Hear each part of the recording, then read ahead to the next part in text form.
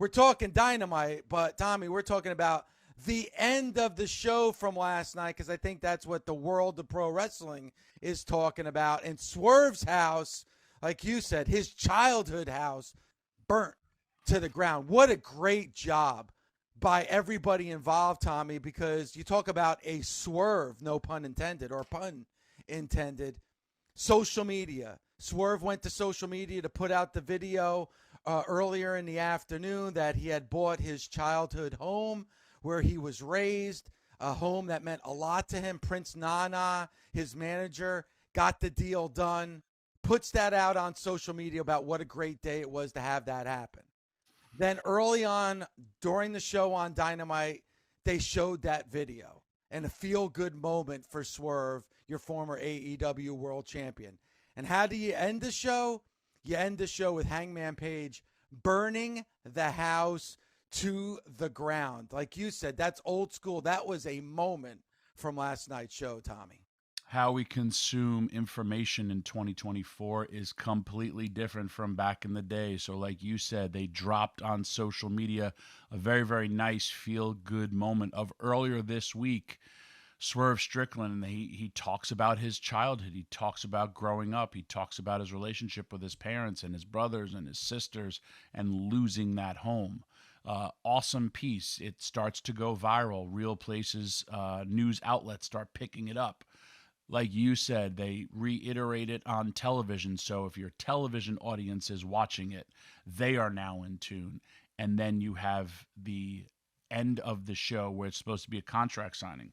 If I also think about when you talk about long-term booking or talk about what gets leaked to the media, right after Wembley was, Swerve just signed this big extension or his contract, and then he bought that house with that extension. So there's all things of blurring. Is this true? Or, what lines of reality are we blurring? So it's a really, really good setup for this moment.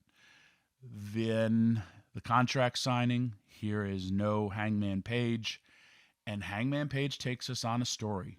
Hangman walking through this place, and you're like, there's no way he's here. And also saying, hey, Swerve, you did this to me. They have had a long history in AEW, and the moments where, and again, capturing moments as well as crowds and crowd participation. When you saw like a glimpse of a gasoline can, or you heard noise, people like, whoa, no, no, no.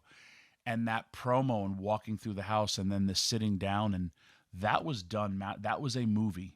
The American Dream, Dusty Rhodes would always say, we're in the movie making business. And the end result, and then Swerve realizing what's happening, because you can do nothing. You have to sit there and watch literally your house burn down, and something that you're so prideful. But then also, what did he do? And by he, Hangman Page, he's like, you told me where you were. You did this through social media. It's like, you idiot. You gave me the open. And for you and I, we always will sit back and discuss about good guy, bad guy. The line is clearly drawn right now that Swerve is the good guy, and Hangman Page, he's an arsonist, David. He's committed a crime against somebody. And we'll get into that, because the way he lit it was old school magic, old school movie making. Insane that it happened. And that crowd and Swerve selling it.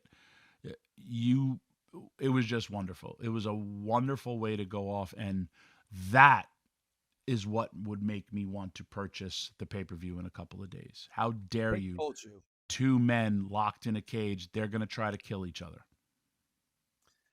Tommy, a lot from what you just said. First and foremost from Swerve. Him describing that all his favorite childhood memories came from that home, and about how they hit financial issues. Mother couldn't afford the house anymore. It got foreclosed, and they had to say goodbye. But he made his mom a promise that one day he was going to get that house back for her. That one day he'd make enough money that he could buy back that house. And then the day comes, like you said, because of that contract extension, because he put pen to paper, he was able to make that happen. And then you talked about the helplessness. Seeing Hangman Page at his home, and there Swerve is in the ring, miles and miles away from where that is happening, and there's nothing he can do about it. I actually felt for Swerve. Swerve did such a great job. Paul played that audio from last night's show, and you could hear the agony and pain from Swerve Strickland when he's screaming out no. He's on his knees in the ring, Tommy. I felt that from Swerve last night. And yeah, that makes me want to buy the pay-per-view on Saturday to see these two in the ring. And again, a title doesn't need to be on the line. A number one contendership doesn't need to be on the line. This is old school. This is, love and hate. Good guy versus bad guy. And that brings me back to the conversation that we had last week, Tommy, where I got destroyed by the Busted Open Nation because I said, how can you cheer for Swerve where, he was harassing a pregnant woman and a small child? He was stalking a pregnant woman and an infant child. Well, how do you correct that? By having Hangman Page burn his childhood house down to the ground. Now there's no mistake. Now there is Hangman Page, the bad guy, and Swerve Strickland, the good guy. You feel the pain. You care for Swerve. The emotional investment you now have with Swerve. I am completely on board, and I can't wait for their matchup coming up on Saturday. And locked inside a steel cage. Going the route of, think of one of the greatest stories of all time, Dusty Rhodes and Cody, and that payoff. And it's like, I have to do this for my dad. Yeah. And here is the opposite of that. Like, I always told my mom, and then it's like, I don't care about your mom. I don't care. It's no, I'm taking away loss. Dave, for me, that affected my aunt and uncle were lost in a fire. And their home that I would spend summers at, and yes, they lost their lives, but I remember having to drive by that house, and I was just like, you're doubly devastated because you see what's happened, and like it took the lives of people that you loved. Thankfully that, they weren't portraying that his parents were there, but these are all just things that, like, if somebody has been through that, I mean, a fire is devastating where everything you work your whole life for and want to try to get, it's gone.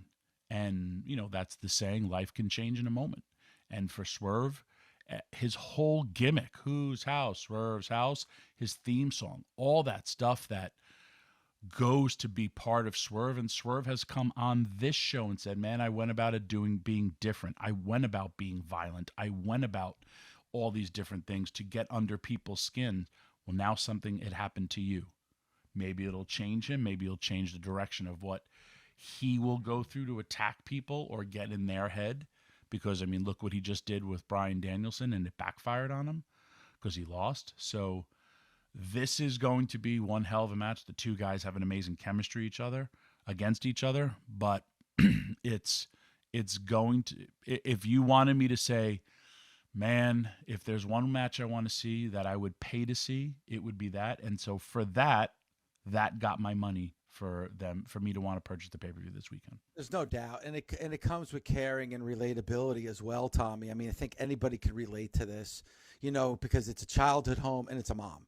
So anybody who's watching from home, whether it's the relationship they have with their mother or it's a relationship they have with, it doesn't even need to be a house, just a childhood memory. Most of our nostalgia comes from what, Tommy? Our childhood memories. Yep. Why? Because that came of a place of innocence where you didn't have any pressure, you didn't have any problems, and we all kind of try to find that peace. And you saw Swerve find that peace, and then less than 2 hours later is completely taken away from him. That's storytelling right there. And you want to see Swerve in that steel cage and what he's going to do in a violent nature to Hangman Page on Saturday night. Dave, how many times am I on the road and I'll text you and I'll be like, hey, do you have this? Hey, do you have that? Or the nation gives you stuff because you lost a lot of your wrestling memorabilia to a flood.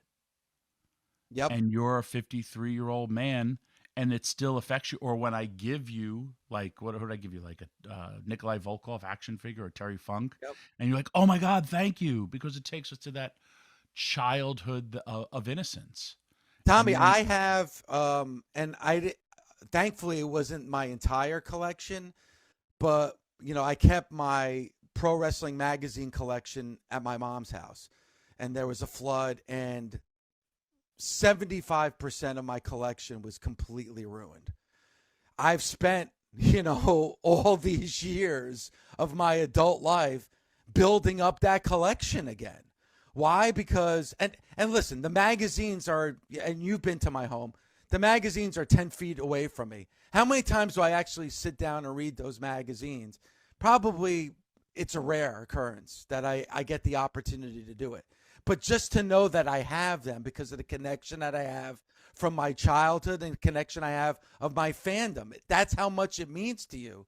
And I saw that in Swerve's eyes last night. Like that, he did a phenomenal job. You heard and felt his pain, his agony, knowing that all those childhood memories were being burned down to the ground. Dave, Amazing moment last night. Exactly. Think of, if you're a childhood collection like that, if Hangman Page was at your house and burnt it in front of you, and you were sitting in Vernon, and you're like, and he calls you on FaceTime. What are you doing? What are you doing at my house? It's a traumatic event. Man, if you go, our very own Mark Henry, he has his childhood home. Yep. I watched it on the A&E document, and I've known him forever, and you saw how emotional he got, where he was just like, man, we were poor. They don't want, people are telling me to just either sell the property or fix up the house. And he's just like, I'll do it when it's my time to do it. But it's because Mark has such a connection with that home. And again, done brilliantly, because I think that clip of him purchasing the home was around 10 a.m. And you had all day for it to go viral, and it did. And then the end result at around 10 p.m. was that feel-good moment was taken from you. That was great booking, execution, and then the continuation of that story will happen at the pay-per-view. You know what was great, and it's and I love it, because you mentioned we're talking about Swerve Strickland, but the Swerve, our very own Bully Ray, tweeted out congratulations to Swerve about the purchase of his childhood home, and then he deleted it later when he realized that was all part of the storyline going into the pay-per-view. But how awesome is that, Tommy? That like a Hall of Famer, somebody that talks about this every day, and somebody that's done what he's done. For you, Tommy, what you've done in your career to get swerved. I did. I fully admit I got swerved. I didn't see that video footage earlier in the day and think, all right, this is leading up to the conclusion of Dynamite tonight to sell me on the pay-per-view. Completely. And I love it. I love being got. I love being swerved. It was awesome. I was going to text Swerve and say, hey, man, congratulations. That's an amazing accomplishment, what you did. I know I've always wanted to purchase my family the home that I grew up in, but I never did. I drive by there all the time, just because of the memories that it has given for me. And thankfully I didn't text him, because, then the response, for me, like you said, I want to be kept in the dark, and I want the experience to happen. And I'm happy that it did happen, because then you don't want to put the person in that awkward situation. But I wouldn't view it like that. I was like, man, you got me. I love it. Thank you. Because not many things get me, because you think you've been in this business for so long, and but that's what this business is supposed to be about.